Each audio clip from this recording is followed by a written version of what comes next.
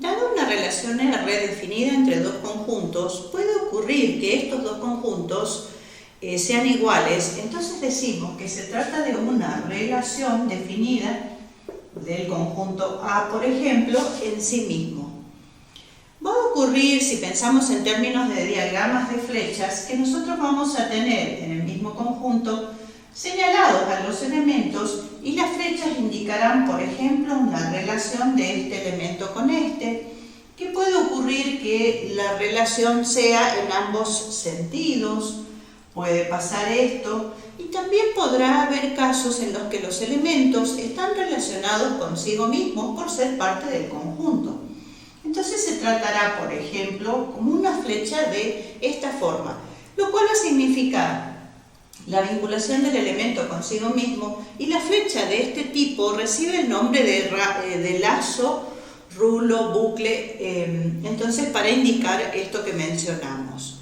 Las relaciones definidas en un mismo conjunto cumplen una serie de propiedades que vamos a analizar a continuación. Un primer grupo de estas propiedades tiene que ver con la reflexividad.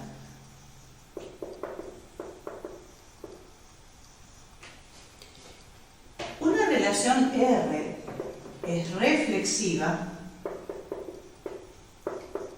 si y solo si. Desde lo simbólico decimos, para todo X que está en A, se verifica que XX, el par XX, pertenece a la relación. Estamos diciendo entonces, todo elemento está relacionado consigo mismo, para que la relación sea reflexiva. Otra forma de indicar que el elemento está relacionado consigo mismo es esta, indicando la misma cosa que que dice acá, ¿sí? Con la pertenencia. Ahora, puede ocurrir entonces que la relación R sea no reflexiva. No reflexiva está indicando, desde el punto de vista de la lógica, la negación de la afirmación que hicimos antes. Entonces, negar esto desde el punto de vista de las proposiciones supone negar primero un cuantificador universal, lo cual supone el existencial, y la función proposicional negada. Es lo que nos establece la negación de una proposición de este tipo. Ahora, negar esto, estamos diciendo que XX no pertenece a R. Esto es lo simbólico. Ahora, ¿qué significa lo que ocurrió? Significa que una relación es no reflexiva si existe por lo menos un elemento que no está relacionado consigo mismo. Recordemos que el existe me está indicando por lo menos uno. Eso es la referencia de este cuantificador existencial. Y la tercera opción dentro de la reflexividad es que R sea areflexiva o también que R sea antireflexiva, que significan la misma cosa para esto, ¿sí? Entonces, en este caso va a ocurrir que todos los elementos X de A cumplen que los pares XX no pertenecen a la relación, lo cual significa entonces que ningún elemento está relacionado consigo mismo. Otro grupo de propiedades tiene que ver con la simetría. Una relación R es simétrica si y solo si. Para hablar de simetría tengo que trabajar ahora con dos elementos, no con uno solo como era el caso anterior. Entonces tengo que utilizar para todo X en A, para todo Y en A. Se verifica que si XY pertenece a la relación, entonces YX pertenece a la relación. Desde el significado estamos diciendo que si un elemento está relacionado con otro, entonces el segundo está relacionado con el primero, y esto debe ocurrir cualquiera sea el par de elementos que consideremos en A.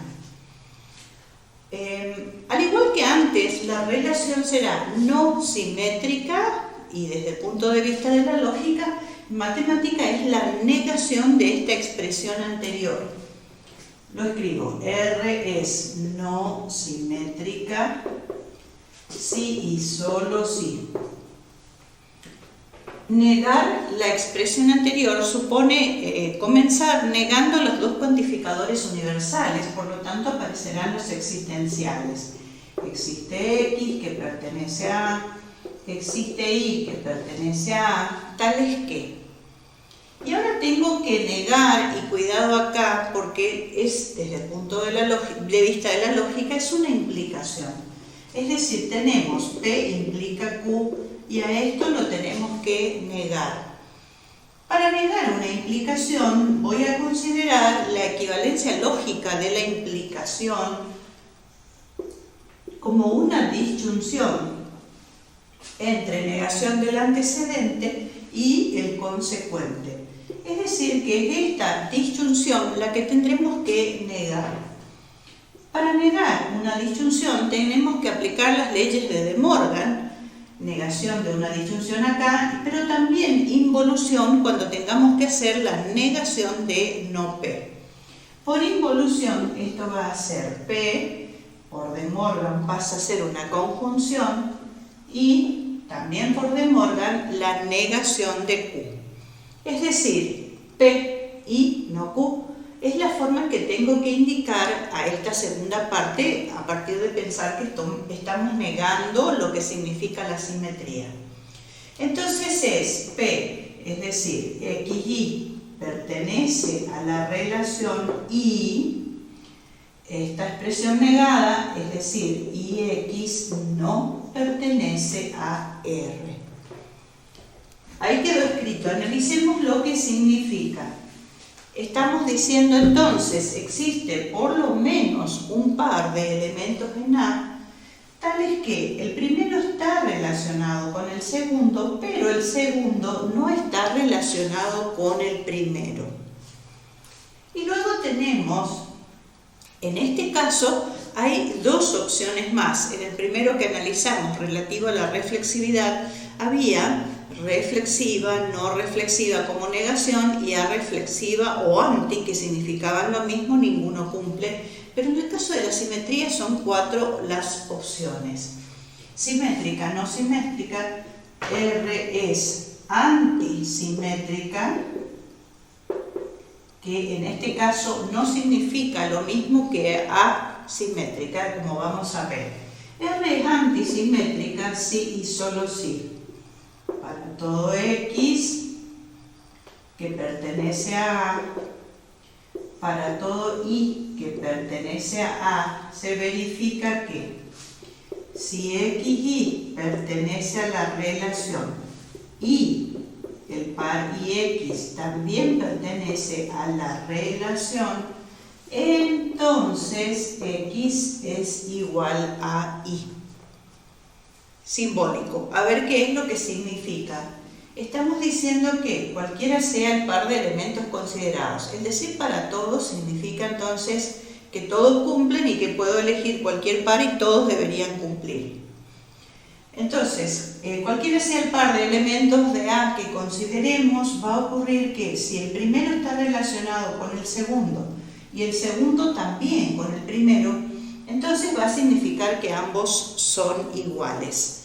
En definitiva, estamos diciendo que una relación es antisimétrica cuando los únicos pares de elementos relacionados con ida y vuelta, si pensamos en flechas, son aquellos en los que esos elementos son iguales, lo cual significaría un lacito, si pienso en el diagrama.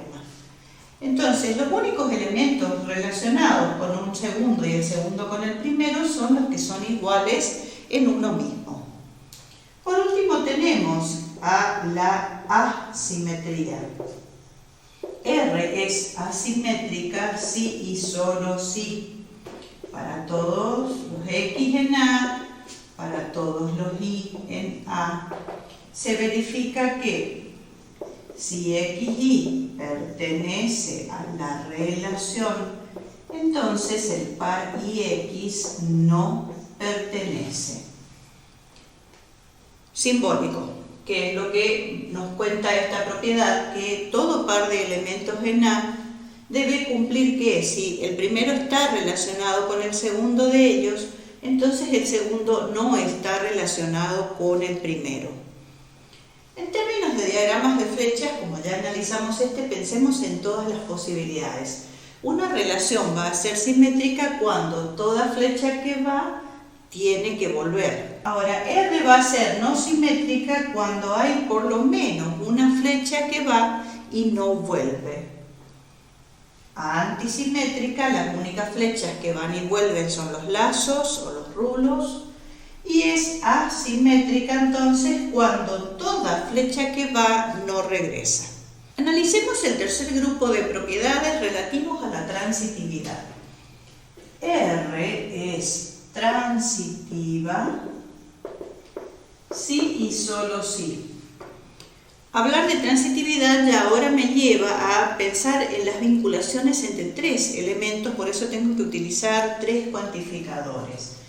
Entonces es para todo X que pertenece a A, para todo Y que pertenece a A, para todo Z que pertenece a A. Se verifica que si XY pertenece a la relación e YZ también pertenece a la relación, entonces XZ pertenece a la relación. Acá entonces, tomando tres elementos cualesquiera del conjunto, tiene que cumplirse que si el primero está relacionado con el segundo y el segundo con el tercero, entonces el primero está relacionado con el tercero. La segunda propiedad es la no transitiva, negación desde el punto de vista de la lógica de la anterior. R es no transitiva si y solo si. Tres existenciales, existe X que pertenece a A, existe Y que pertenece a A, existe Z que pertenece a A.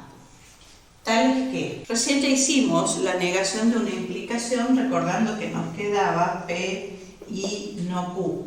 Es decir, el antecedente como está en conjunción con la negación del consecuente de la implicación dada. Entonces, el antecedente como está sería esto, es decir, XY pertenece a R y Z pertenece a R. Y nos está pidiendo una conjunción, la negación de lo que es el consecuente, es decir, XZ no pertenece a la relación. ¿Qué nos está diciendo la no transitividad? Que existe por lo menos una terna de elementos en la que el primero está relacionado con el segundo elemento relacionado con el tercero y el primero no está relacionado con el tercero. Por último tenemos, en esta propiedad vuelven a ser tres las condiciones, es decir que R es A transitiva o antitransitiva, vuelven a significar lo mismo, antitransitiva. Si y solo si, ahora vuelvo a los cuantificadores universales, es decir, para todo X en A, para todo Y en A, para todo Z en A. Se verifica que si XY pertenece a la relación e YZ pertenece a la relación, entonces el par XZ no pertenece a la relación. Ahora estamos diciendo ninguna terna cumple la condición de transitividad, es decir que si hay vinculación de un primer elemento con un segundo y del segundo con un tercero, entonces no tiene que haber, para que sea atransitiva o vinculación del primer elemento al tercero. Trabajamos el análisis de las propiedades en estos 6 conjuntos. En el primero de ellos, para pensar en la reflexividad, tenemos que analizar cuántos elementos están vinculados consigo mismos, si son todos, algunos o ninguno. En este caso particular, cada puntito representa a los elementos, entonces tenemos a los 3 elementos relacionados consigo mismos, con lo cual esta primera relación será reflexiva. Analizamos la reflexividad en todos y después volvemos sobre las otras 2 propiedades, grupos de propiedades mejor dicho. En este caso tenemos a 2 elementos relacionados consigo mismo, pero hay uno que no, con lo cual esta será una relación no reflexiva. En este caso ningún elemento vinculado consigo mismo, esta será una relación areflexiva o anti, que significan lo mismo. De igual forma, esta cuarta relación areflexiva, debido a que ninguno está vinculado consigo mismo. En este caso tenemos un elemento relacionado consigo mismo y los otros 2 no, con lo cual esta será nuevamente una relación no reflexiva. Y la última de ellas, ningún elemento vinculado consigo mismo, vuelve a ser a o antirreflexiva. Bien, para analizar la simetría entonces tenemos que ver las flechas. Observemos en este que hay una flecha que va y viene para la simetría, pero también hay una que solamente va y no vuelve teniendo los 3 elementos, los lazos. Entonces, en este caso decimos que la relación va a ser no simétrica. Hay por lo menos un par en el que se cumple que hay la relación de un elemento al segundo, pero no la del segundo al primero, y hay una que sí cumplió. Entonces, esta será no simétrica.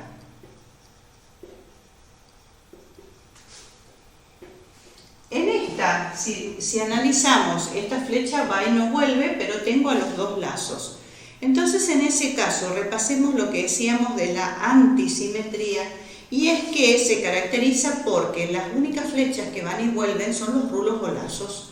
Y eso es lo que ocurre en este caso particular. Entonces, esta será antisimétrica. En este caso particular, las 2 flechas van y vuelven, entonces esta será una relación simétrica.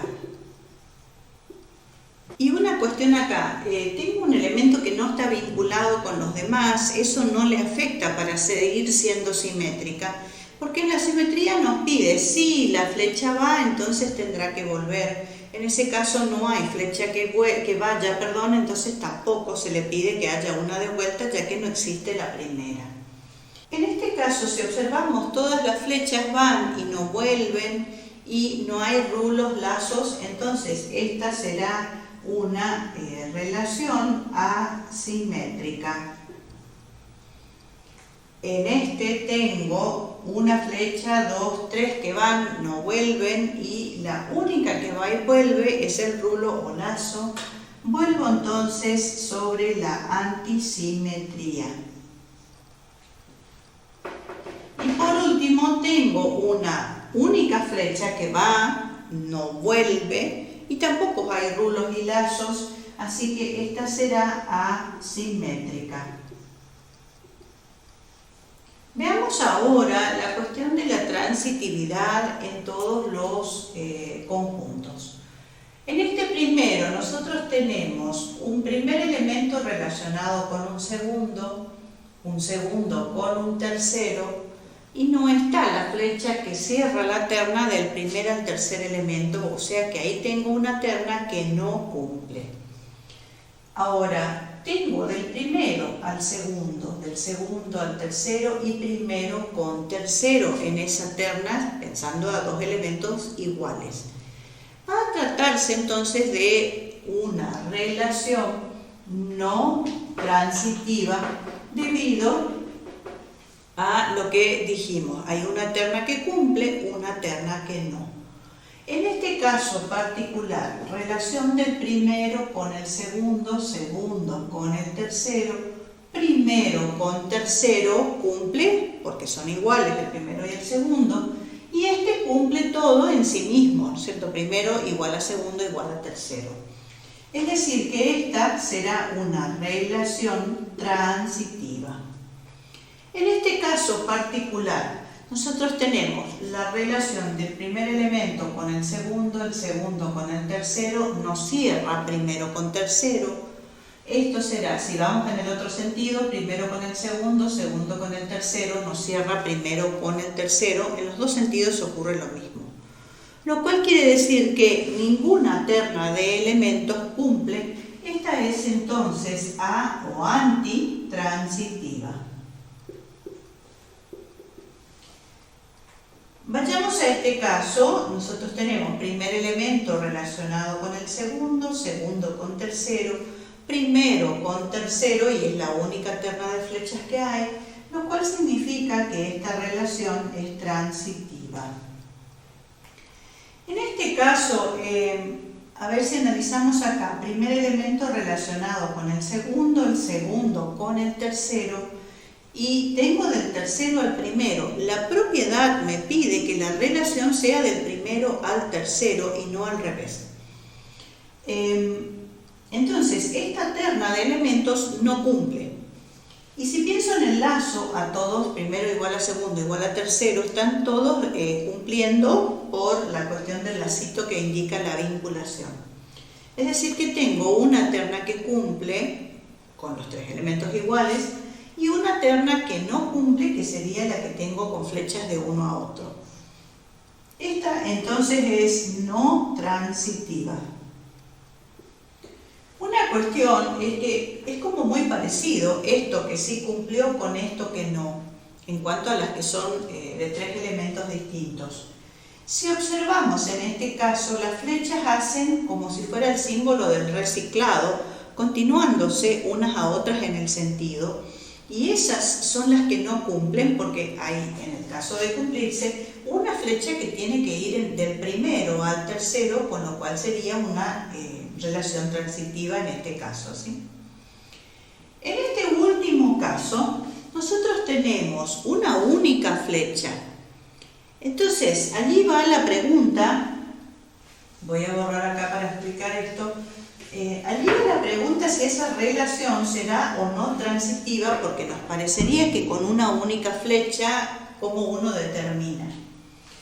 La transitividad nos dice que si X e Y están relacionados, Y y Z están relacionados, todo esto implica que X tendrá que estar relacionado con Z. Eso nos pide la transitividad. En cuanto a lo que nosotros tenemos en este gráfico, lo que tenemos es la relación del primero con el segundo. Y nada más. Es decir, que estamos teniendo en ese gráfico que esto se cumple, esto es verdadero, porque X está relacionado con Y. Ahora, esta parte ya es falsa, porque yo no tengo la relación de ese segundo elemento con ninguno más. Entonces, esta parte es falsa. Ahora, desde la lógica, si en una conjunción tenemos primera proposición verdadera, segunda proposición falsa, la conjunción completa resulta falsa, ya que es verdadera únicamente cuando las dos proposiciones son verdaderas. Pensando ahora más en sentido amplio, tengo a una implicación con todo el antecedente falso. Recordemos que el único caso en el que la implicación es falsa es cuando el antecedente es verdadero y el consecuente es falso.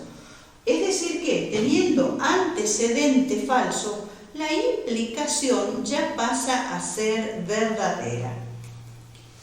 Esto también es falso, y falso implica falso, todo en conjunto resulta verdadero. Es decir que aunque no nos parezca, esta relación es transitiva. Con una única flecha es transitiva. A continuación lo que vamos a hacer es analizar tres tipos de relaciones que tienen importancia especial para la matemática y tendrán diferentes propiedades y hay que analizarlas entonces para ver justamente qué condiciones se deben cumplir. El primer grupo de relaciones importantes en matemáticas son las llamadas relaciones de equivalencia, un segundo grupo llamado relaciones de orden y el tercer grupo, por la importancia que tienen, son las relaciones funcionales o funciones. Vamos a ir analizando cada uno de estos grupos. Comenzamos con las relaciones de equivalencia. Las relaciones de equivalencia están definidas en un mismo conjunto, es decir, R definido de A en A es de equivalencia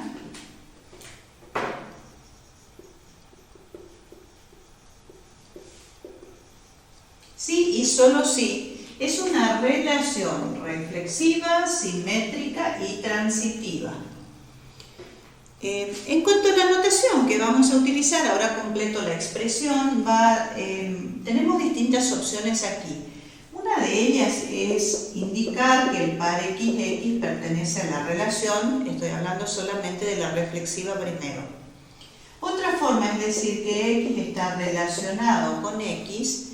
Y para el caso de las relaciones de equivalencia se va a utilizar que X es equivalente a X, con este símbolo, ¿sí? Entonces, para indicar que la relación es de equivalencia, tengo que indicar que se cumplen las tres propiedades y voy a utilizar esta última notación. Entonces tengo por un lado que todos los X del conjunto A verifican que son equivalentes a sí mismos. Reflexividad. Otra condición, voy a poner así nada más para separar, que se cumple es que si tomo pares ya de elementos X e Y en A, se tiene que verificar que si X es equivalente a Y, entonces Y es equivalente a X. Y tengo por último terna, entonces es para todo X en A, para todo Y en A, para todo Z en A. Se tiene que cumplir que si X es equivalente a Y e Y es equivalente a Z, entonces X es equivalente a Z. Una propiedad que tienen las relaciones de equivalencia es que en todo conjunto en el que se ha definido una relación de equivalencia, también queda determinada lo que se llama una partición en el mismo. Una partición entonces sería una clasificación de los elementos del conjunto en subconjuntos a los que se les llama clases, y esas clases tienen tres características. Voy a indicar con C sub I a las clases para indicar entonces I sería un elemento dentro de esa clase que puede ser cualquiera de ese subconjunto y lo representa nada más para darle nombre. Para todo I se verifica que la clase C sub I tiene que ser distinta de vacío. O sea, ningún subconjunto dentro del conjunto A es vacío. La segunda condición es que las clases son disjuntas. Esto lo indicamos para todo I, para todo J se verifica que C sub I intersección C sub J es vacío. Es decir que esos subconjuntos no tienen elementos en común, o lo que es lo mismo, ningún elemento del conjunto puede pertenecer a más de una clase. Y la tercera condición que cumplen las particiones es que la unión de todos los subconjuntos dan como resultado el conjunto completo. Es decir, la unión de los C sub I tiene que dar el conjunto completo A, que es en el que se estableció tanto la relación de equivalencia como la partición. En el caso de las relaciones de equivalencia, entonces le estamos diciendo que la existencia de la relación de equivalencia ya hace que queden los elementos del conjunto separados en subconjuntos. Cada uno de ellos se va a llamar clase de equivalencia por justamente surgir a partir de esa relación. Vamos a analizar entonces ahora ejemplos de relaciones de equivalencia en matemática y a la vez vamos a ir analizando este concepto a través de esos ejemplos. En geometría vamos a trabajar con la relación es paralela a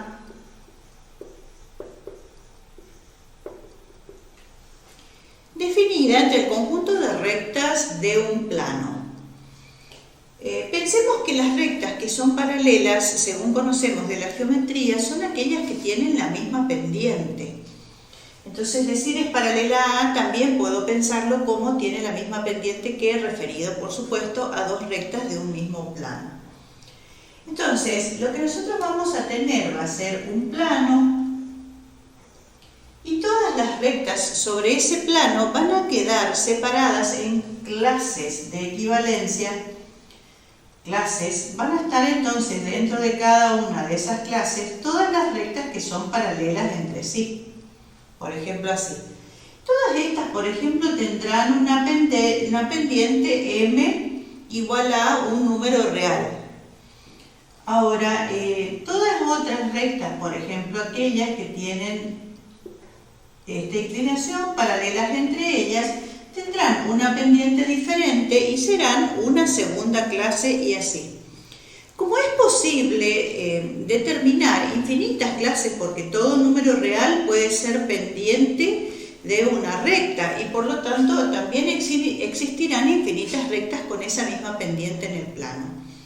Cada una de estas clases de equivalencia entonces cumple las condiciones que estamos pensando para la partición, porque cualquiera sea el número real, hay rectas que tienen esa pendiente, con lo cual ninguna clase será vacía.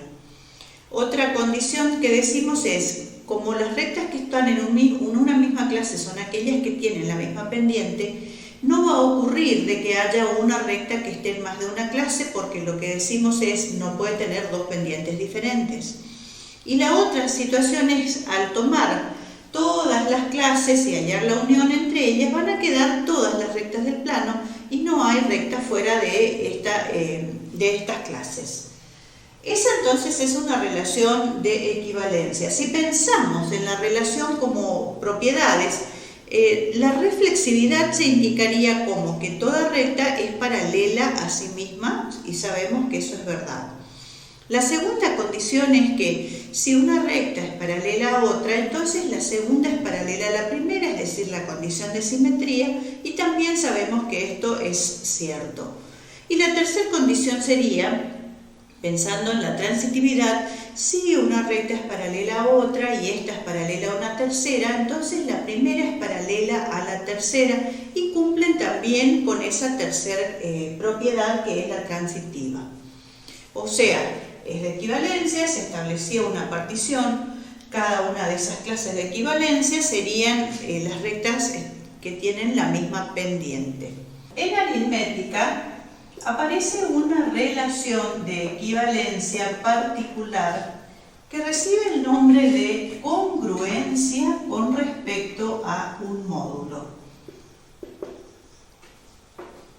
Se define en el conjunto Z de números enteros a esta relación. Vamos a indicar lo simbólico y también la definición. Un número A es congruente con respecto a un módulo M con otro número, ambos enteros, al que llamamos B, si se cumple que en ambos la división por M hace que se obtengan restos iguales. Es decir que tengo que hacer A dividido M y B dividido M. Haciendo ambas divisiones vamos a obtener un cociente Q sub 1, aquí un cociente Q sub 2, y en ambos casos obtendremos un resto después de la división. Lo que estamos diciendo es que en ambos casos, para que los números enteros sean congruentes con respecto a M, es que estos restos tienen que ser iguales. Lo que estamos entonces trabajando todo el tiempo aquí sería el algoritmo de la división. Lo que estamos diciendo es, recordando el algoritmo, que A es igual a M por Q sub 1 más R y B es igual a M por Q sub 2 más R, si lo expreso en lugar de esta forma con el algoritmo de la división, y en ambos casos reiteramos que los restos deben ser iguales para que se cumpla la existencia de la congruencia. Si repasamos completamente lo que nos dice el algoritmo de la división, por un lado nos está diciendo que al resolver una división vamos a tener que el dividendo es igual al producto entre el divisor por el cociente y a eso se le suma el resto. Y la otra condición que nos pide el algoritmo de la división es que en todos los casos el resto tiene que ser menor que el divisor, pero también mayor o igual que 0. Eso es entonces en forma completa lo que es el algoritmo de la división.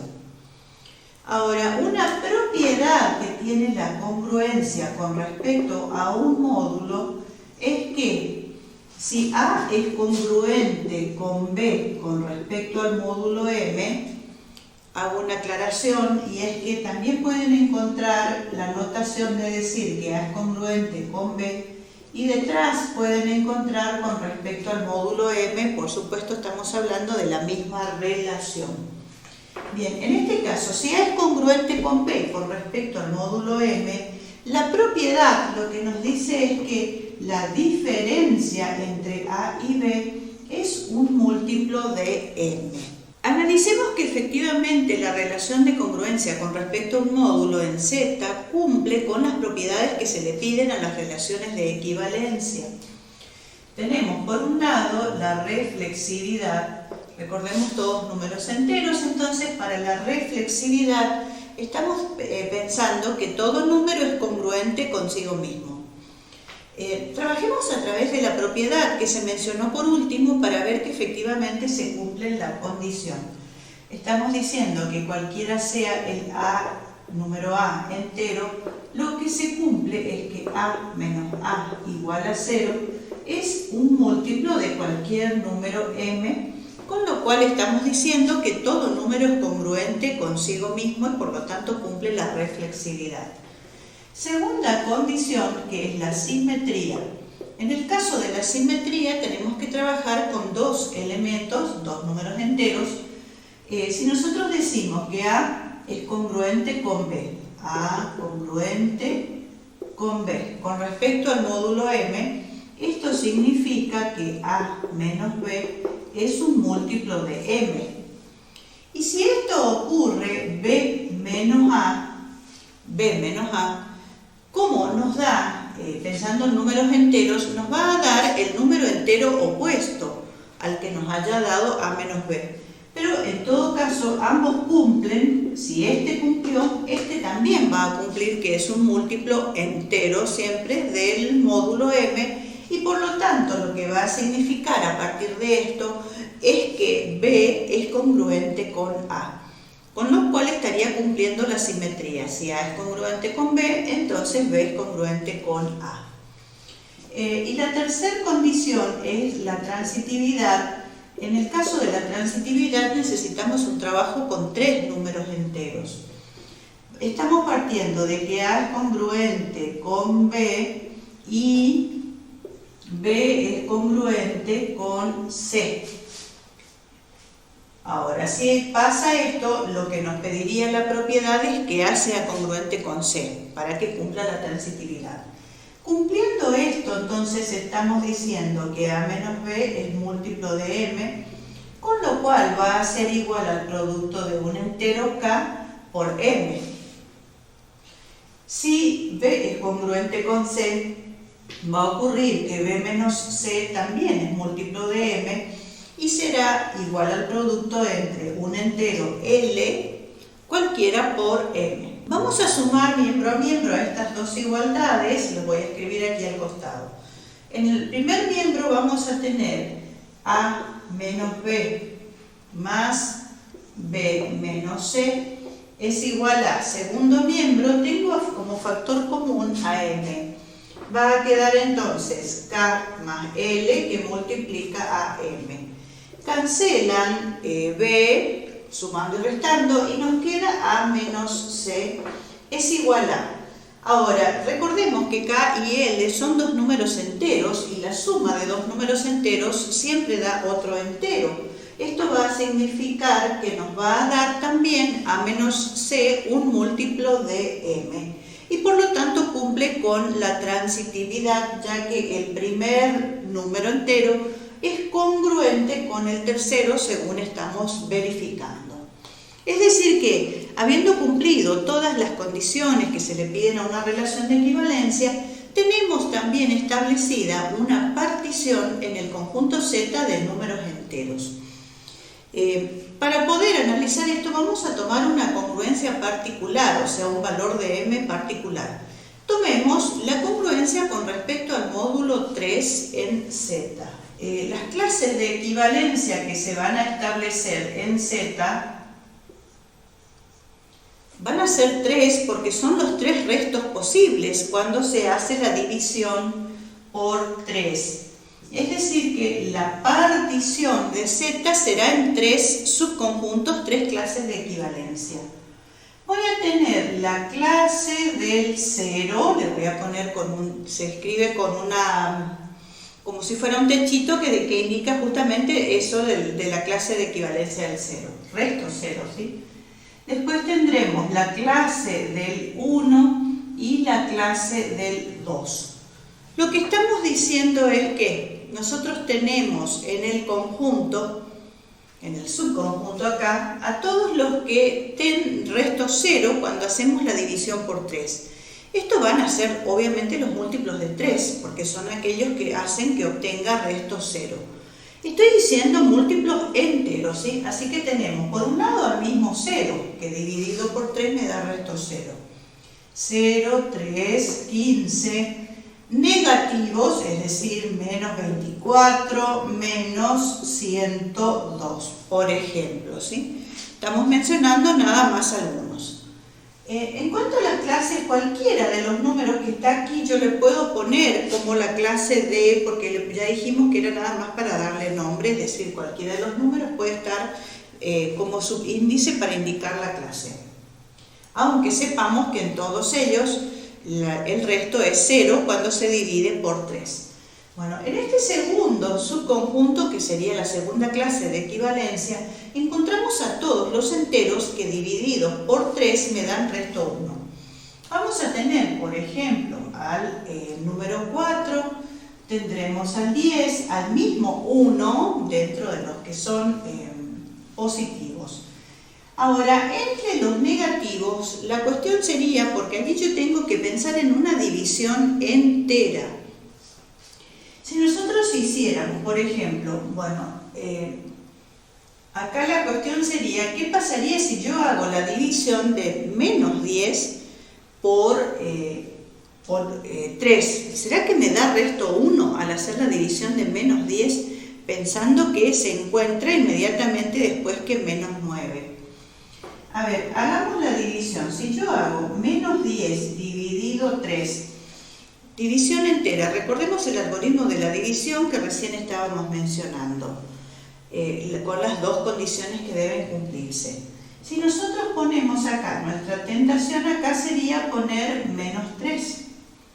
Entonces, menos 3 por menos 3, que me da menos 9, como tengo que restar, va a quedar más 9, lo escribo, y esto me va a dar de resto menos 1. Ahora, ¿está bien esto? Recordemos las condiciones. Me estaba diciendo, por un lado, que el algoritmo sería menos 10, que es el dividendo, tiene que ser igual al producto de divisor por cociente, y a eso le tengo que sumar el resto. Hasta aquí venimos bien, porque es menos 9, menos 1 me da menos 10, efectivamente cumple. Pero no olvidemos la otra condición que se le pide al resto, y es que el resto en una división entera tiene que ser menor que el divisor, en este caso m, ¿no es cierto?, que estamos dividiendo por m, y tiene que ser mayor o igual que 0, decimos, y ahí vemos que esta condición no se cumple. Es decir que por más que tengamos esta parte del algoritmo que cumple, esta otra parte que no cumple hace que esa división no esté bien planteada. Ahora, volvamos entonces sobre la división para pensar cuánto deberían ser cociente y resto para que nos quede allí bien hecha la división. Si no es menos 3, probemos entonces con menos 4. Tengo menos 4 por 3, que es menos 12. Como tengo que restarle, suma y me da resto 2, positivo. Analicemos, 3 por menos 4 es menos 12, más 2 menos 10, y cumple el algoritmo de la división, cumpliendo también que 2 es menor que 3 y a su vez es mayor que 0. Es decir que este es el algoritmo, es la división bien hecha de menos 10 dividido 3. Es menos 4, no como nos parece a nosotros mentalmente que es menos 3. Si nosotros hacemos con la calculadora la división de menos 10 dividido 3, me da menos 3, que es periódico, ¿sí? Entonces, repasemos lo que habíamos visto ya en análisis, por ejemplo, de lo que es la parte entera de un número. Repasemos que la función parte entera es el número entero que se encuentra inmediatamente antes que ese número que estamos considerando que es real. Racional en este caso, pero no deja de ser real. Entonces, si estamos pensando en menos 3,3 periódico, la parte entera de este número es menos 4, no es menos 3, porque es el que está inmediatamente antes que en la recta real, en este caso es menos 4. Entonces, como estoy resolviendo una división entera, ese es el cociente que tengo que considerar. Es decir, que aunque nos parezca extraño, el menos 10 no está en la clase del 1, sino que está en la clase del 2 según estamos viendo. Al igual que estaría, por ejemplo, el 2, que estaría el 14, que estaría, por ejemplo, el 26. Y bueno, ahí vemos, pensemos cómo hago para obtener otros valores. Acá estarían faltando todavía negativos que sí cumplan que el resto de la división por 3 es 1. Si nosotros pensamos en escalas en el sentido de sumar un mismo número en ambos sentidos, sumar o restar, sería así, por eso en ambos sentidos. Al 0 le sumo 3, obtengo 3, le sumo 3, va 6, 9, 12, 15, y así voy obteniendo a todos los números que están en la clase del 0 y que son positivos. No el 0, ¿sí? Pero después de ese todos los positivos. Ahora, si vamos restando 3 en el otro sentido, voy obteniendo a todos los que están en la clase del 0, pero hacia el sector negativo. A partir del 0, resto 3 es menos 3, menos 6, menos 9, y así voy obteniendo todos. Bueno, eso no cambia cuando pasamos a la otra clase de equivalencia, pero solo que ahora estoy partiendo desde el 1, que es el resto, en este caso. Si a 1 le sumo 3, obtengo 4, resto 1 cuando divido por 3. Si a 4 le sumo 3, obtengo 7, que está después que el 6, por lo tanto va a dar 1 en la división por 3, de resto, ¿sí? 1 de resto. Así le voy sumando 10, 13, entonces 16, son todos números que voy obteniendo a partir de armar una escala obtenida sumando 3 desde cada resto posible, en este caso es el 1. Si resto 3, voy a obtener para el sector negativo quiénes son los que están en esta misma clase. Si yo aparto desde el 1 y le resto 3, me va a dar menos 2, menos 5, menos 8, y así voy siguiendo, menos 11, etc. Entonces, esos son todos los que si yo hago la división debería darme resto 1. Probemos con uno de ellos, por ejemplo, el menos 11. Si nosotros tenemos menos 11 dividido 3, a nosotros nos parecería, con la calculadora, porque si uno lo hace va a dar menos 3, pero la parte entera entonces sigue siendo menos 4 de ese número racional, menos 4 por 3 es 12, positivo, y entonces al restar me queda 1 positivo y efectivamente tiene que estar en esta clase.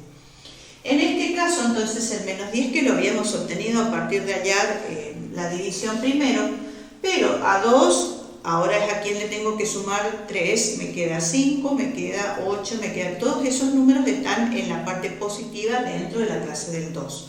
Y en la parte negativa estoy restando 3 a partir del 2. Así que sería el menos 1, menos 4, menos 7, menos 10, que es el que obtuvimos, y así sucesivamente para obtener todos en